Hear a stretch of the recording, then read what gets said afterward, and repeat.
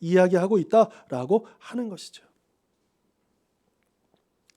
자, 이러한 모세의 불신은 1절에서 그들이 곧 이스라엘 백성들이 여호와께서 내게 나타나지 아니하셨다 하리이다라고 하는 그 말 속에 더욱 깊이 묻어 있다는 것입니다. 자, 그러나 설령 이스라엘 백성들이요, 이 모세가 이야기를 했을 때 믿지 않고 듣지 않을 수 있습니다. 그러나 설령 그럴지라도 하나님이 모세에게 명하신 것은 무엇이냐? 모세로 하여금 너 이스라엘 백성들에게 가가지고 그들을 믿게 만들어 이렇게 명령하셨습니까?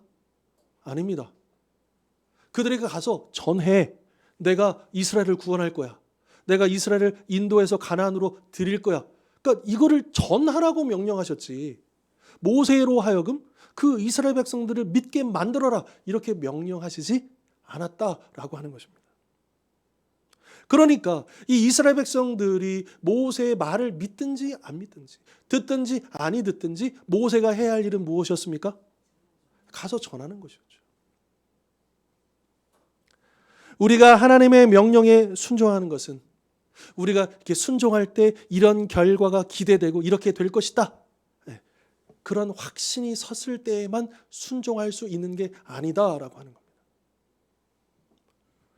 오히려 많은 경우에요, 우리가 하나님의 말씀대로 순종했을 때요, 물론 순풍이 불고 형통하게 잘 진행될 때도 있지만 그러나 그렇지 않고 어려움을 만날 때도 굉장히 많다라고 하는 거죠. 그러니까 우리가 순종을 하는데 이게 잘 되면 하고 잘 안 될 것 같으면 못하고 이런 성질의 것이 아니다라고 하는 것입니다. 여러분, 우리가 잘 알고 있는 다니엘의 세 친구들을 한번 보십시오. 그 세 친구들이 그 믿음으로 순종했잖아요. 우상에 절하지 않았잖아요. 그렇죠? 그리고 그들이 이제 그 7배나 그 풀무불에 달가워진 그 용광로로 던져지기 직전에 그 세 친구들이 뭐라고 이야기하느냐. 읽겠습니다. 왕이여, 시작. 왕이여, 우리가 섬기는 하나님이 계시다면 우리를 맹렬히 타는 풀무불 가운데서 능히 건져내시겠고 왕의 손에서도 건져내시리라. 그렇게 하지 아니하실지라도 왕이여, 우리가 왕의 신들을 섬기지도 아니하고 왕이 세우신 금 신상에도 절하지도 아니할 줄을 아옵소서. 아멘. 여러분, 오늘 여기 요 구절에서 중요한 것은 저 18절의 밑줄 그은 부분입니다. 그렇게 하지 아니하실지라도. 우리 예전 한글판 번역에서는 이제 그리 아니하실지라도 이렇게 번역을 했었죠.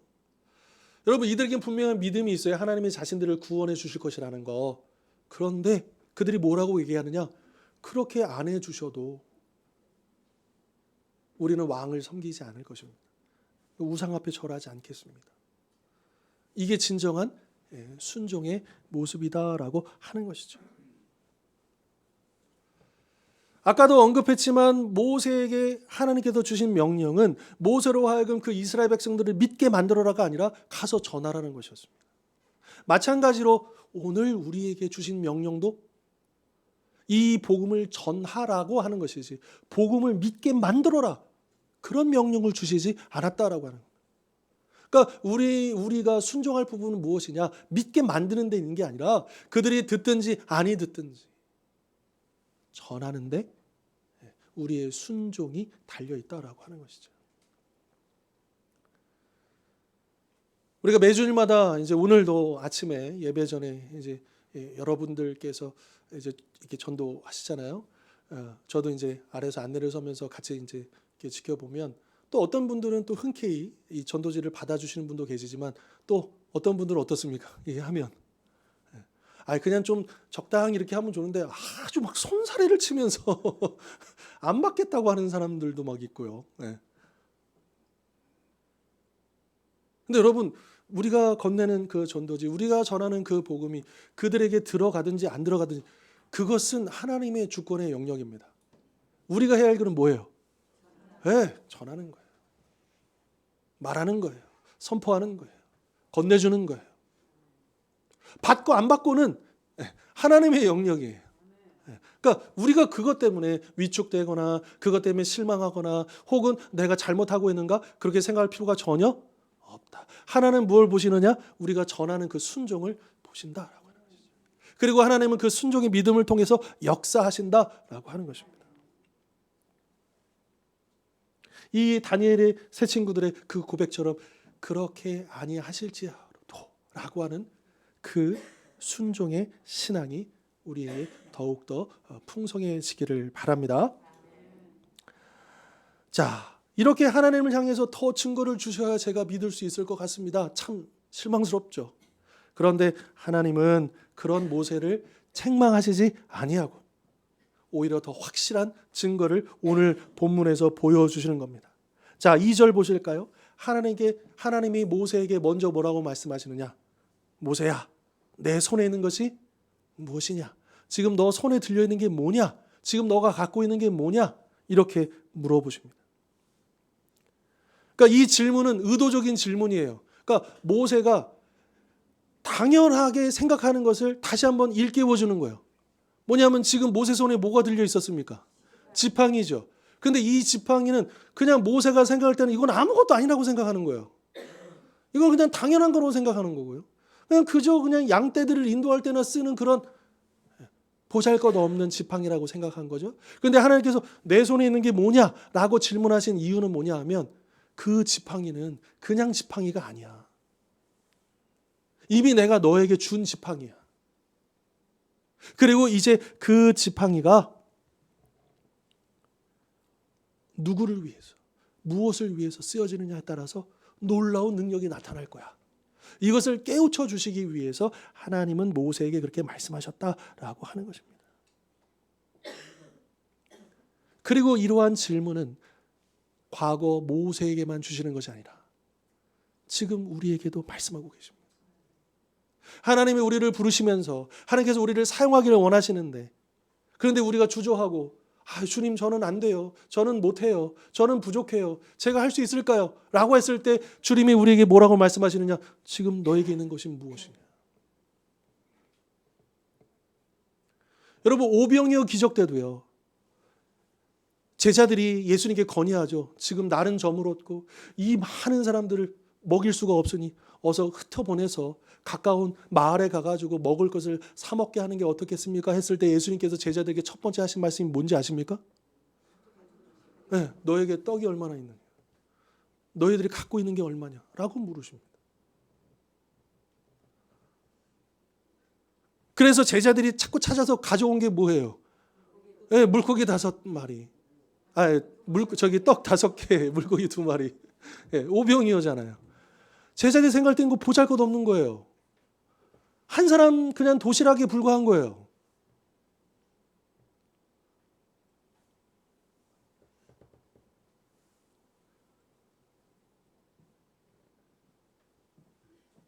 우리는 내가 갖고 있는 재능이, 또 물질이, 또 나의 지식이나 그 경험이 이게 도대체 쓰여질 수 있을까? 하나님의 그 크신 역사의 도구가 될 수 있을까? 우리는 이렇게 생각하고 싶다라고 하는 것이죠. 그런데 가만히 생각해 보십시다. 하나님이 능력이 없어서, 하나님 뭐가 필요해가지고 우리에게 물질을 요구하시고 시간을 요구하시고 그 은사를 요구하시겠습니까? 하나님께서 정말 요구하시는 것이, 보시기를 원하시는 것이 무엇이겠습니까? 순종하고자 하는 그 믿음 아니겠습니까?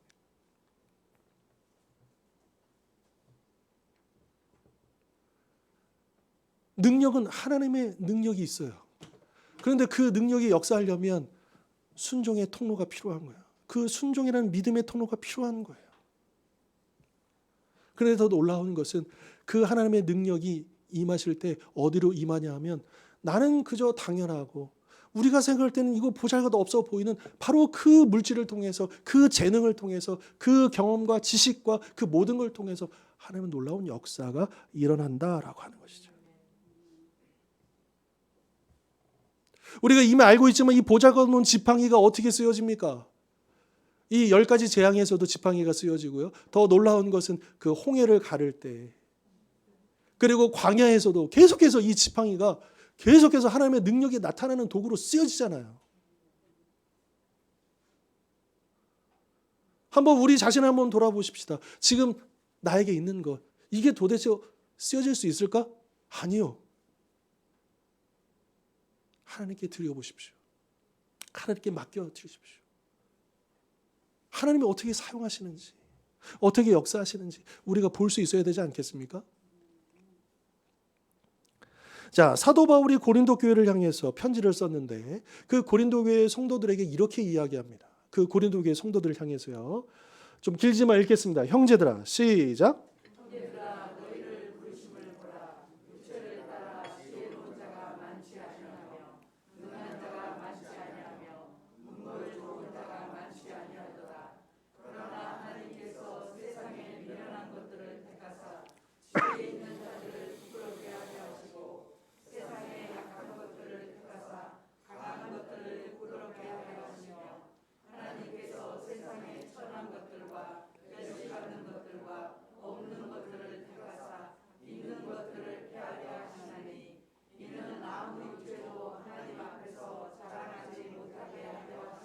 아멘. 여러분, 우리를 보실까요? 여러분, 우리는 정말 이런 사람들이에요. 연약한 사람들이에요. 보잘것없는 사람들이에요. 그런데 왜 하나님께서 우리를 부르셨을까? 왜 우리를 사용하게 하셨을까? 특별히 29절에 보면 아무 육체도 그 누구도 자랑하지 못하게 하려. 지금 하나님께서 우리를 쓰시고자 하시는데 우리가 특출나가지고 우리에게 뭐가 특별해가지고 우리가 뭔가 대단한 게 있기 때문에 우리를 부르시고 사용하시려는 게 아니다라고 하는 거예요. 우리를 불러주신 이유는 뭐냐면 우리를 통해서 하나님이 얼마나 능력이 있으신가 그것을 보여주시려고 우리를 부르셨다는 거예요. 그래서 사도 바울은 뭐라고 얘기합니까? 내가 약할 때 우리 주님의 강함이 드러난다고 그랬죠. 내가 약할수록 오히려 역설적이게도 십자가의 능력이 더 드러난다라고 하는 것입니다. 그렇기 때문에 이 믿음의 순종은요. 어쩌면 오늘 우리에게 너무나도 필요한 것입니다. 시간이 많아야지만, 물질이 많아야지만, 뭐 재능이 많아야지만 우리가 하나님 앞에 쓰임받는다는 생각은 우리가 버려야 합니다. 작은 것일지라도, 적은 것일지라도, 부족한 것일지라도, 연약한 것일지라도 우리가 순종으로 주님 앞에 내어놓으면 그 오병이어를 내어드리면 우리는 상상도 할 수 없는 하나님의 놀라운 그 능력들이 나타나게 될 줄 믿습니다.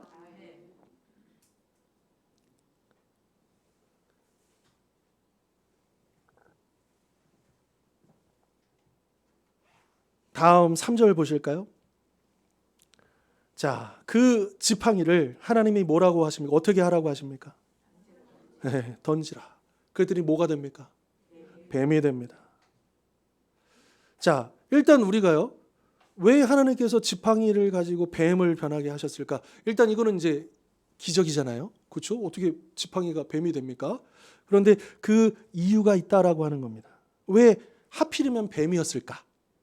그 이유가 있다라고 하는 거죠. 일단 첫 번째로는요. 요 지팡이를 뱀으로 바꾸는 거는요. 나중에 이제 모세가 바로 앞에 섰을 때 이게 지팡이를 뱀으로 변하게 하니까 바로가 딱 그걸 보고 어떻게 합니까? 야, 들어와. 그래가지고 자기네 요술사들을 불러요. 야, 너도 해봐. 따라해요. 그러니까 일단 그런 것이 있었고요. 자, 그런데 나중에 모세가 그 던진 그 지팡이에서 변한 뱀이 그 요술사가 바꾼 뱀을 어떻게 합니까? 삼켜버리잖아요. 이제 그거를 이제 그 뭐라 그럴까요? 그 기초를 놓는 거예요. 그 일들을 하나님께서 예비하고 계시는 거죠. 그러면서 하나님의 권세가 이 바로의 권세를 삼켜버리신다. 그 권세를 압도하신다라고 하는 것을 보여주시기 위한 것입니다. 특별히 이 뱀은요, 이 당시 바로의 권세를 나타내는 상징적인 동물입니다. 그래서 바로가 왕관을 쓸 거 아닙니까? 그러면 그 바로 왕관에 이 뱀의 문양이 들어가 있습니다. 그러니까 이 당시의 뱀은 바로의 권세, 세상의 권력을 나타내는 참 신기하죠. 여러분 이 뱀은요, 이 동남아시아나 이런 데 가보시면 저도 이제 단기 선교 갔었을 때 태국이나 캄보디아나 뭐 이런 데 특히 태국 같은 데 가보니까 이제 그 불교 문화 유적지들 가보니까 되게 많은 문양 중에 하나가 뭐냐면 뱀이더라고요. 뱀이 그런 어떤 권세를 상징하는 문양으로 굉장히 많이 새겨져 있더라고요. 자, 우연이 아니겠다 싶었어요. 네. 아담과 하와를 유혹했었던 그 뱀, 그게 그냥 뱀이 아니었다라고 하는 것도 또 우리가 생각해 볼 수가 있겠고요. 그래서 하나님은 이 모세의 지팡이로 뱀이 되게 하심으로써 당시 그 근동 지역에서 두려움의 대상이었던 바로의 권세가 하나님의 주권 아래 있다라고 하는 것을 보여주고 계시다라고 하는 겁니다. 자, 그런데 4절에서요. 하나님이 그 지팡이에서 뱀으로 변했는데 그 다음에 뭐라고 명령하십니까? 뱀의 꼬리를 잡으라. 자, 만약에요. 지금 뱀이 있어요. 생각만 해도 좀 소름 끼치죠? 그런데 뱀을 좀 잡으십시오. 그러면 어디를 잡으시겠습니까? 꼬리를 잡을까요? 목을 잡을까요? 네? 보통 뱀을 잡을 때 보시면요. 꼬리 잡으면 큰일 나요. 꼬리를 잡으면 큰일 나요. 이 뱀을 통제하기 위해서는요. 목을 딱 잡아야 돼. 목을 딱 잡아서 이렇게 해야 뱀이 힘을 못 씁니다. 그런데 왜 하나님께서 이 뱀의 목을 잡으러 안 하시고 꼬리를 잡으라고 하셨을까요? 일단 모세가 뱀으로 딱 변하니까 막 피하잖아요. 그런데 모세도 무섭죠. 그런데 그 가가지고 꼬리를 잡으러 가는데 모세가 얼마나, 그리고 모세도 알잖아. 이거 상식이잖아요. 그 광야에서 뱀 여러 번 봤을 거 아닙니까? 뱀도 잡아봤을 거예요. 모세도요. 잡을 줄 알 거예요. 이 뱀을 어떻게 처리해야 될지 알 거예요. 그런데 하나님이 상식적으로 목을 잡으러 하지 아니하시고 뱀을 잡으러, 그럼 벌써 모세는 내가 뱀의 꼬리를 잡는 순간 이게 할 거라는 거 충분히 예상이 되죠. 그러니까 더 두렵죠. 어려운 거예요. 그런데 하나님께서 그것을 명령하신다라고 하는 거죠. 왜 그랬을까? 하나님이 상식이 없어서요? 아니요. 모세의 순종을 보시기를 원하시는 거예요. 결국 모세는 위험하고 두려웠지만 하나님의 말씀에 명령에 순종해서 그 꼬리를 잡았습니다. 그러니까 그 순간 어떻게 됩니까? 지팡이로 변하는 기적이 나타납니다. 여러분, 순종할 때 기적이 나타납니다. 때로 하나님의 말씀이 내 생각에는 이해가 되지 않고 상황에 맞지 않는 것처럼 보일 수 있습니다. 하지만 그 말씀에 순종하며 지팡이가 뱀이 되고 뱀이 변하여 지팡이가 되는 것처럼 내 삶에 놀라운 변화가 나타나며 크신 은혜가 부어질 것입니다. 왜 내 삶 속에서는 이런 이적들이 나타나지 아니할까? 하나님의 능력이 없어서, 하나님이 나를 사랑하지 않으셔서가 아니고 어쩌면 내가 순종하지 않기 때문일 수도 있습니다. 다음 5절 보실까요? 하나님은 이 이적을 보여주신 이유가 뭐냐? 이스라엘 백성들로 하여금 여호와가 네게, 모세에게 나타난 줄을 믿게 하려 함이라, 이렇게 말씀하십니다. 아까 1절에서 모세가 뭐라 그랬어요? 절대로 안 믿을 거예요 그랬잖아요. 그러니까 하나님이 이 이적을 보여주면 너 믿을 거야, 이렇게 이야기하십니다. 자, 그런데 하나님은 또 주셔요. 모세에게 아직도 부족함이 있다는 것을 아시고 모세가 또 믿지 못할까 봐 모세가 말하기도 전에 내가 또 하나 더 줄게. 1+1으로 하나를 더 줍니다.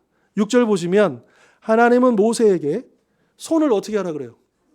품에 넣어보라 그래요. 품에 넣었다가 딱 빼보니까 어떻게 됩니까? 옛날 한글 개역 한글판에서는 문둥병, 그리고 이제 개역 개정문에 나병이라고 했는데, 참고로 여기서 번역된 이 히브리어는요, 오늘날 우리가 생각하는 한센병과 좀 다릅니다. 좀 달라요. 그러니까 좀 악성 피부병의 일종이긴 한데 우리가 오늘날 생각하고 있는 그 한센병과 일치하진 않는다. 요거는 좀 상식적으로 우리가 알았으면 좋겠고요. 그럼에도 불구하고 이 당시에 이 나병은, 이 문둥병은 불치의 병입니다. 절대로 고칠 수가 없어요. 다만 하나님의 사랑과 은혜가 임하면 치유될 수 있다라고 믿고 있었던 질병이 바로 이 나병, 이 문둥병이었다라고 하는 거죠. 그리고 이어서 7절에 보면 그 나병이 발생한 그 손을 다시 품에 넣으라고 하시고 내어보니까 어떻게 됩니까? 다시 본래의 살로 돌아왔다. 회복됐다라고 말씀하시죠. 자, 그렇다면 왜 하나님께서는 연이어 이 두 번째 증거로 나병 이적을 보여주셨을까? 자, 8절 보시면 이렇게 말씀하시죠. 만일 그들이 너를 믿지 아니하며 그 처음 표적의 표징을 받지 아니하여도, 그러니까 이 지팡이가 뱀으로 변하고 뱀이 지팡이로 변한 거 이거 보고도 만약에 이 이스라엘 백성들이 믿지 아니하면 나중 표적의 표징은 믿으리라. 이 나병이 회복되는 것 이걸 보면 이거는 믿지 않을 수가 없을 거야. 왜냐하면 이 당시에 유대인들은 이 나병이라고 하는 것은, 왜냐하면 뱀으로 변하는 것은 요술로도 가능하니까 이거는 안 믿는 사람들이 있을 수 있겠지만, 그런데 이 나병은 요술의 영역이 아니거든요. 이거는 오직 하나님만 치유하신다는 믿음이 유대인들에게 있었기 때문에, 그래서 그것을 통해서 믿지 않을 수 없도록 하나님께서 유대인들에게 맞춤으로 그 나병에 치유하는 기적을 베풀어 주셨다라고 하는 것입니다. 자, 그런데 이 나병의 치유의 이적에는 또 하나의 이유가 숨어 있습니다. 그것은 뭐냐? 상징적인 의미인데요. 이 성경에서 이 당시에 애굽이라는 이 나라는 당시에 세상의 모든 문화가 집약되어 있는, 그 세상의 권력이 다 모아져 있는 그런 세속의 문화, 또 그런 타락한 문화, 타락한 세상을 상징하는 게 애굽인 것이죠. 그런데 이스라엘 백성들이 그 땅에서 400여 년 동안 사는 동안 하나님이 보실 때 이스라엘 백성들은 마치 이 나병에 걸린 사람들처럼 부패하고 타락하고 그랬다라고 하는 겁니다. 하나님을 제대로 알지 못한 채 그렇게 오랜 세월을 이 애굽 속에서 갇혀가지고 그 애굽의 문화에 눌려가지고 그렇게 살고 있었다. 자, 그런 이스라엘 백성들이 이 모세의 품속에서 하나님의 백성으로서 본래의 모습으로 회복할 것이다 라고 하는 것을 예언처럼 말씀해 주고 계시는 거죠. 그러니까 앞으로 모세를 통해서 이 이스라엘 백성들이 모세 품속에서 회복될 것이다. 본래의 민족으로 하나님의 백성으로 거듭날 것이다 라고 하는 것을 보여주시는 것이죠. 그리고 영적으로 볼 때 이스라엘을 애굽에서 인도해낸 이 모세는 인류를 죄의 올무에서 구원하신 예수 그리스도를 예표하고요. 또 구약시대 이스라엘 백성들은 오늘 신약시대 성도들을 예표하고 있습니다. 따라서 나병 치유 이적은 이 세상에 살면서 죄로 오염되어 마치 나병 환자같이 그 영혼이 부패하여 썩고 냄새나는 그 죄인들이 예수 그리스도의 품 안에 거하면, 곧 우리 주님을 믿고 의지하면 그 영혼이 치유되고 죄로 더러워진 삶에서 회복될 것이다 라고 하는 것을 우리에게 말씀해 주고 있다라고 하는 것입니다. 자, 이렇게 두 가지 이적만으로도 모세가 이스라엘 백성들에게 그들을 위한 하나님의 출애굽 계획을 설명하고 자신은 그 계획을 위해 하나님으로부터 보냄을 받았다라는 사실을 납득시키기는 충분하지 않았겠습니까? 자, 그럼에도 불구하고 하나님은 9절에서 두 가지 이적도 믿지 않고 모세의 말을 듣지도 않을 것을 대비하여 한 가지 이적을 더 행하라고 말씀하십니다. 그게 무엇인가? 그것은 바로 애굽 사람들이 그 당시에 생명을 가져다주는 어머니 신으로 섬기고 있는 그 나일강에 물을 떠다가 부으면 무엇으로 변합니까? 피로 변하는. 이제 이 10가지 재앙 중에 또 첫 번째 재앙이기도 했던 그 기적을 행하라라고 말씀하시죠. 이것은 그 애굽 사람들이 숭배하는 나일강을 쳐서 죽음의 물로 바꾸어 버리시겠다. 즉 심판하시겠다라고 하는 뜻입니다. 그리고 이스라엘뿐만 아니라 애굽은 물론 온 우주를 창조하시고 다스리시는 분은 그 당시 애굽 사람들이 섬기던 그 자연 신들이 아니고 바로가 아니고 오직 여호와 하나님이시라는 것을 만천하에 드러내시겠다. 그러니까 이 출애굽의 역사는요, 단지 하나님이 이스라엘을 구원하기 위해서 애굽 사람들을 고통을 주는 이런 수준의 이야기가 아닌 거예요. 이 사건을 통해서 구원하시는 역사를 통해서 하나님이 어떤 분이신지를 드러내는 그런 우주적인 역사가 된다라고 하는 것이죠. 자, 그런데 여기서 우리는 나는 하나님의 심판에서 이미 제외되었잖아. 나는 구원받았잖아. 라고 안심하며 안일함에 빠지는 우리를 범해서는 안 될 것입니다.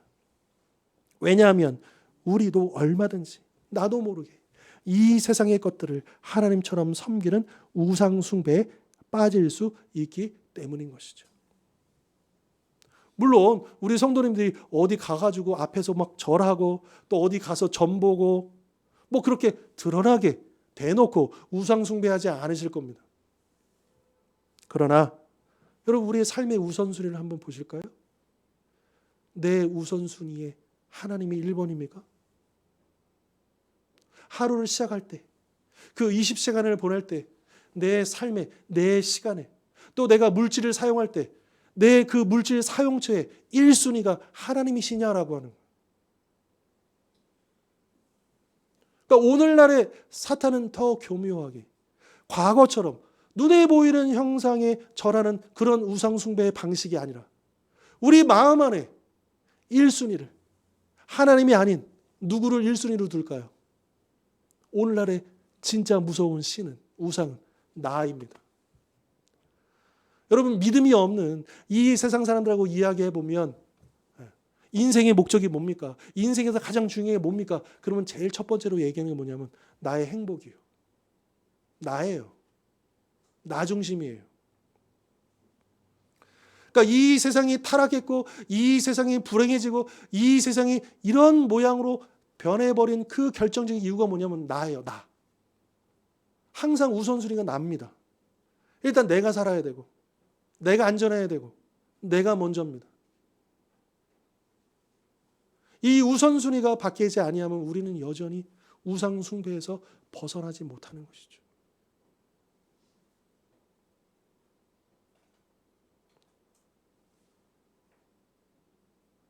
하나님이 내 마음의 최우선순위, 내 시간의 첫 번째 시간에 계시고 내 물질을 사용하는 데 있어서도 하나님이 첫 번째 계시는가, 여러분 스스로 질문해 보십시오.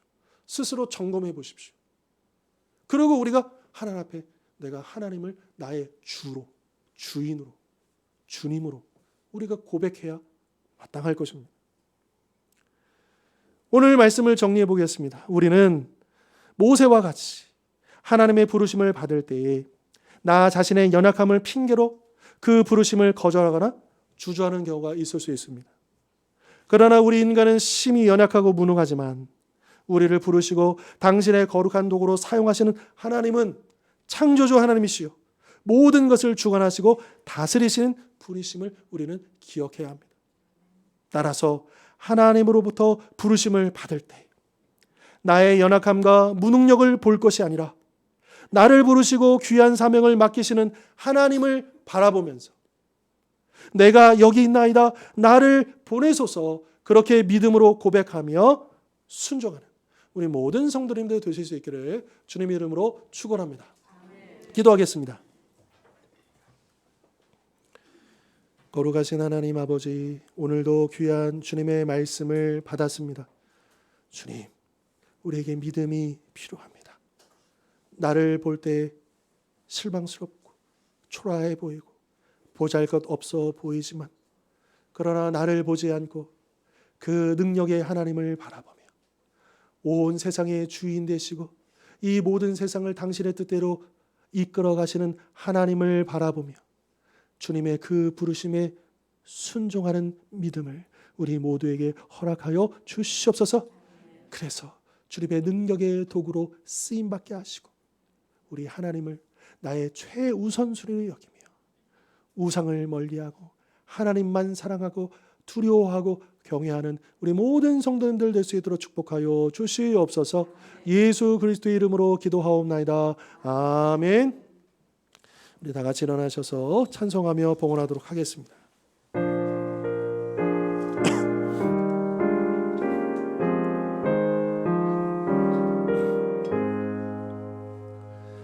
높이 선양을 주께 드림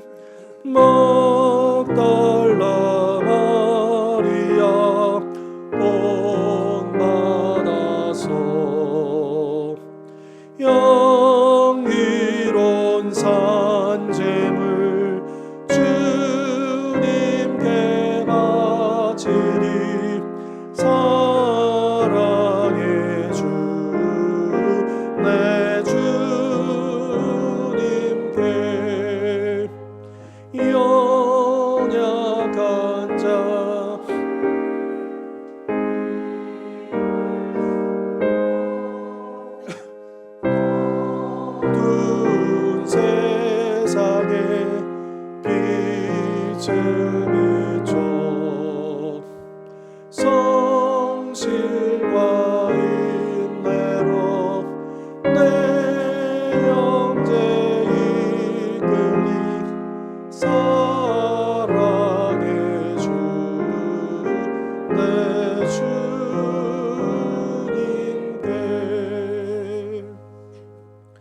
은혜가 풍성하신 하나님 아버지, 오늘도 주님 앞에 예배하며 이 귀한 예물 구별하여 드리게 하신 것 감사합니다. 이 예물을 통하여 하나님의 영광만이 드러나고 예수 그리스도의 복음이 선포되며 주님의 몸된 교회를 든든히 세워갈 수 있도록 축복하여 주시옵소서. 우리 사랑하는 성도님들, 이 예물 구별하기 위해, 준비하기 위해 얼마나 애쓰며 수고하였습니까? 어려움 중에도 믿음으로 구별하여 드렸습니까? 주여, 그 중심을 기뻐 받아 주옵시고 모든 형편과 처지를 헤아려 주셔서 모든 피로들이 흘러 넘칠 수 있도록 가득 부어 주시옵소서. 우리 연약한 제들을 기억하여 주십시오. 육신의 질병에서 벗어날 수 있도록, 그 고난 중에도 주님을 바라보며 믿음으로 승리할 수 있도록 주님 함께하여 주시옵소서. 또 오늘 마지막 장례 절차를 진행하는 또 장혜영 권사님과 모든 유가족들에게 함께 하셔서 은혜로 잘 맞춰지게 하시고, 또 그들 가운데 이 죽음을 마주하며 하나님의 살아계심을, 또 예수 그리스도의 그 부활의 소망을 같이 품을 수 있도록 주여 역사하여 주시옵소서. 이어지는 우리의 삶의 모든 그 순간순간마다 주님을 놓치지 아니하고 깨어서 기도하며 말씀 붙들고 그렇게 승리하는 하루하루 보낼 수 있는 우리 모든 성도님들, 모든 가정들 될 수 있도록 축복하여 주시옵소서. 예수 그리스도의 이름으로 기도하옵나이다. 아멘. 이제는 우리 주 예수 그리스도의 십자가의 은혜와 하나님 아버지의 영원하신 사랑과 보혜사 성령님의 하나 되게 하심의 역사가 오늘 주신 말씀처럼 연약한 나를 보지 말고 능력자 되시는 하나님을 바라보며 그 부르심에 믿음으로 결단하여 순종하기를 원하는 우리 모든 하나님의 백성들 머리 위에와 이번 한 주간의 삶 가운데 항상 함께 하옵시기를 간절히 축원하옵나이다. 아멘.